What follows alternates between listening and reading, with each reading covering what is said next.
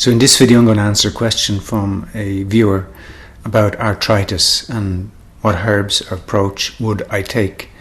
Well, arthritis is, you could say, systemic in the body, in that it's not caused by just one thing and there isn't just one herb. So you need to take a holistic approach, as we always do in herbal medicine. You try and take a holistic approach. There is no one herb that will help. There are many different herbs that will have different actions. Arthritis is caused by a build-up of acids and toxins in the joints that become solidified and lock the joints. So to treat arthritis, you need to treat the symptoms that people are having, which is often stiffness and pain. So there are herbs that we can use and treatments we can use to reduce the stiffness and pain, reduce the inflammation. Also many anti-inflammatory herbs that will help to reduce the inflammation. Inflammation is the body's response to some threat, some problem, some issue in the body, and it brings heat to that area, and that can cause pain as well. So we're trying to reduce the inflammation, calm and cool the inflammation. Of course, arthritis is linked to diet, and particularly the Western diet that is very high in meat and dairy products and wheat and sugar. These four foods are problematic for many health issues, but particularly for arthritis. So we have to treat the person by trying to move towards replacing wheat with sourdough, which is digestible, or already pre-digesting breads. You can get non-wheat sourdough breads as well. Non-dairy, reducing your dairy, not necessarily eliminating, but reducing it to a minimum, cutting out cheese. Eggs also actually are also important, to eliminate too many eggs. And sugar is the other big issue that we need to reduce and eliminate. That's very high in our Western diet. So we need to start cutting back on meats, dairy, reduce our dairy. You don't necessarily have to eliminate it. You're not talking about going vegan here, but just reducing your dairy, reducing your meat, cutting down on eggs, cutting down on sugar. Sugar is a big problem as well. So adjusting the diet will help in the longer term. It will certainly help in prevention, but also will help in terms of recovery. Of course, along with diet, where there's lifestyle issues, so depending on a person's lifestyle, whether they're sedentary, whether they move, whether they work, whether they exercise, movement is really important for a healthy body, for removal of toxins, for moving the lymphatic system, which cleanses the body of toxins. So if we're moving, we're going to have a reduced toxic overload. If we're not moving, if we're sedentary, we're sitting, we're not exercising, we're going to have a build-up of toxins that will eventually come out in symptoms like arthritis. Some people have very repetitive work procedures and practices that can cause wear and tear to particular joints that is problematic and harmful to the joints. So in those cases, external rubs and ointments and massage, external treatments can be very useful, and we'll talk about them in a minute. Psycho-emotional issues also play a role in development of disease, and in terms of arthritis, it's a stiffness, it's a rigidness in the body, a rigidness in our thinking and in our emotions. So we can be very stuck. It can be a lot of anger that's not expressed, disappointments, resentments, bitterness.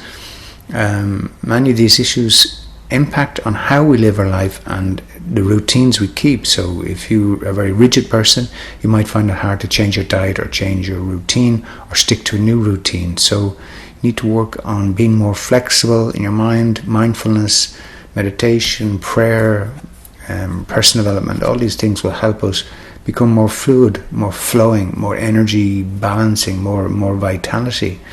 So you need to address the root cause of the psycho-emotional. If you don't, you're going to limit the impact of the healing from the herbs and other treatments. So in our herbal tradition, bowel cleanses are really important, because bowels are a large storage area for toxic waste that can build up on the walls of the bowels, and particularly as we get older, bowels can become worn. There's all sorts of issues that can happen in an older bowel, and as a result, toxins and waste can get stuck and get caught in crevices and cracks and grooves, corners and so forth. So a good bowel cleanse and a regular bowel cleanse can help to eliminate toxins from an area of the body that is very important in terms of absorption and cleansing and detoxing. If our bowels are clogged and blocked and stiff and hard, then we're not going to be cleansing those toxins. Those toxins end up in the joints. So you've got to create an exit for the toxins of the body. It's like pulling a plug. You pull that plug, it can help to draw out the rest of the toxins from other areas of the body. Now this takes time. It doesn't happen overnight or over a week. It happens over many months. Sweat baths, so using steam or jacuzzi, saunas, are very good for helping to eliminate waste through the skin. The skin is the biggest organ of the body, and sweating is a very important way to eliminate waste. And yarrow is a really important herb in this regard, because yarrow is a heating herb, and it's great for helping to move those toxins through sweat, and that's a great way to eliminate toxins. So yarrow tea can be combined with other herbs, but yarrow being the basis. Of course, you can also use pre-prepared bowel cleanses and detoxes, and I've used Dr. Schultz's one recently in a video. Check it out on my channel, and there's a link there where you can get a link to his website. But you need to be careful about using bowel detoxes, because they can be very strong, and if you have other health issues, it's always good to be guided by a professional health practitioner. As I said earlier, massage and external rubs of the joint areas can help to create a bit of movement, create a bit of relaxation, reduce the stress and pain associated with arthritis, which is the biggest, most discomfort is the pain. So external massage using cane ointment, for example, is a great way to bring heat, external heat, which will bring blood flow, circulation, and you need circulation to remove toxins. Dr. Christopher's Herbal Legacy website recommends a poultice, which is an external application of herbs using slippery elm, mullein and cane. So that's wrapped in some sort of material and then placed over the joint that is in pain. It can be left there for up to half an hour, kept warm, and that will help to pull out from the body these toxins and pull heat into the area again to create circulation. An ointment of cane, lobelia and coconut oil is also really good external application to joint areas. Two herbs that are really good as anti-inflammatories are sarsaparilla and chaparral tea. They're both anti-inflammatory. Chaparral tea is something that you could add to your routine, take on a regular basis. You could add some yarrow to that if you wanted to, and that would be really good anti-inflammatory, moving heat, increasing the removal of toxins. Dr. Christopher also recommends an external fomentation, which is basically kind of a nice soft tissue towel or gauze linen absorbed in warm apple cider vinegar and applied externally to the arthritis area. Apple cider vinegar taken internally as well will help to restore the alkaline acid balance in our gut and in our system.